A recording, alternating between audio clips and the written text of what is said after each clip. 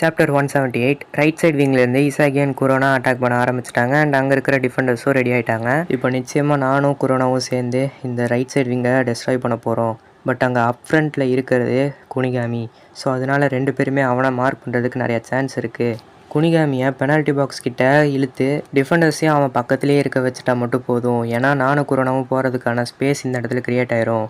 So இப்போ நான் வந்து முடிக்கிறது மட்டும்தான் வேலை. ஸோ பாஸ் வருங்கிறதுக்காக குனிகாமியை வெயிட் பண்ணிருப்பான். பட் அதுக்கு பின்னாடி இருக்கிற அந்த ப்ரெடிக்ட் பண்ண முடியாத ஒரு ஸ்பாட்டில் நான் இருப்பேன். அண்ட் அங்கேருந்து 1-2 பாஸில் நம்ம குரோனா இசாகிக்கு பாஸ் பண்ணுவான். ஸோ அதை கோலை ஸ்கோர் பண்ணிடலான்னு சொல்லி போயிட்டுருப்பான். பட் அங்கே நடுவில் வந்தது கைசர். ஸோ இதுதான் உன்னோட பிளான் போலையே, இவ்வளோ தான் உன்னால் முடியுமா இசாகி அப்படின்னு ஒரு மாதிரி பார்ப்பான். அண்ட் அங்கே நெஸ் இருந்துட்டு கற்றுவான், குட் ஜாப் கைசர் அப்படின்னு. ஏன்னா இதே மாதிரி தான் நெஸ்ஸோட பாஸை போன மேட்ச்சில் இசாகி பிளாக் பண்ணியிருப்பான். நீ எழுதின ஸ்கிரிப்ட் ரொம்ப போர் அடிக்குது இசாகி அப்படின்னு சொல்லிட்டு அந்த பால் எடுத்துகிட்டு முன்னாடி போக ஆரம்பிக்கிறான் கைசர். என்னோடய பிளானை இந்த பாயிண்ட் வரைக்கும் எப்படி கைசர் கண்டுபிடிச்சான் அப்படின்னு இசாகி ஃப்ரஸ்ட்ரேட்டாக இருக்கான். அண்ட் அங்கே நடுவில் சிகிரி வந்துடுறான்.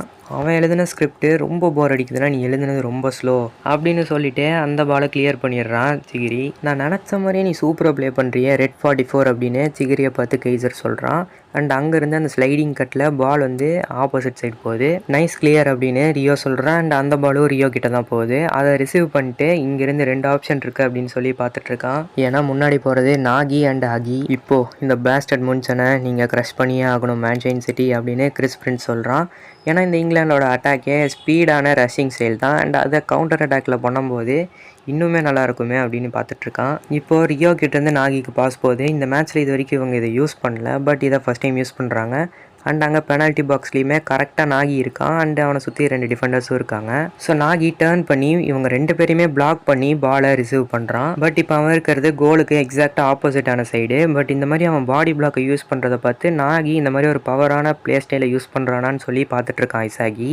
இப்போது நாகியோட பின்னாடி தான் கோல் போஸ்ட் இருக்குது. ஸோ அதனால் ரைட் சைட் டேர்ன் பண்ணுறேன்னு சொல்லி கரெக்டாக டேர்ன் பண்ணிடுறான். பாலை கம்ப்ளீட்டாக ஸ்டாப் பண்ணிட்டு அதுக்கப்புறமா 0 ரீசெட் டேர்ன் அப்படின்னு சொல்லி திரும்பி அந்த 2 டிஃபெண்டர்ஸும் ரியாக்ட் பண்ணுறதுக்குள்ளே அவங்கள தாண்டி பாலை எடுத்துகிட்டு போயிடுறான். ரைட்டில் 1 லெஃப்ட்டில் 2 அப்படின்னு சொல்லிட்டு இன்னும் ஒரு 25-26 யார்டு தான் இருக்குது கோலில் இருந்து. பாலை முன்னாடி எடுத்துகிட்டு போயிட்டுருக்கான். நாகி இப்போ கோலுக்காக அவனே ஸ்ட்ராட்டஜைஸ் பண்ணி யோசிக்கிறான். இது வரைக்கும் இசாகி பார்த்த நாகியே கிடையாது.